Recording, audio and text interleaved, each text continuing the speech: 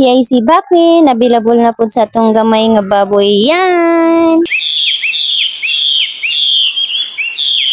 Hello, good morning. Karon guys, na-update ta diri sa gawas sa tindahan ay bitaw ning uban day mi ni Daddy guys. Milantaw day mi sa among gipabuhat nga mansion ay bitaw joke ra guys. Ay dili bitaw mansion. Gibisita day nato atong Daddy Reynard diri guys kay basin man luod. Mao na lang day ni ginabuhat ni Daddy diri sa iyang gamay nga baboyan guys. Check kay human na maglalog. Mulugsong tagamay guys kato siyang lantawon og nagunsa. Diyan pa pretty po ta. Oy, abi pa lang, dili ta pretty yan. Unsa daw? Hi, love. Yay, nga bakti, nabilabol na po sa tong gamay nga baboy yan. Nari ni siya 5 ka babae, guys. Then, ay 2 ka lalaki. Basin ginahan mo palit, guys. Palit na yung taon mo. Bitaw, joke, Roy.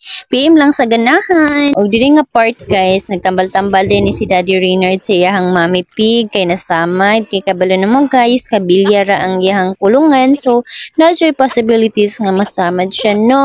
Huwag dayon mo pa uli, guys. Ingapitay si Daddy sa iyahang binuhat nga jet stitching pin. So, asimbulon pa na niya, guys. Yaray nag-welding o nagbaog-baog ana, guys. Sintawan. So, na siya, guys. Sa ganoon na nag-uli. So, ako ipakita sa inyo, guys, ang output niya. No, inga na siya, guys. Inga na siya ang result. So, mo to, guys. Mauli na lang po ta. Kagibiyaan na ta. Thank you for watching. I love you all. Mwah.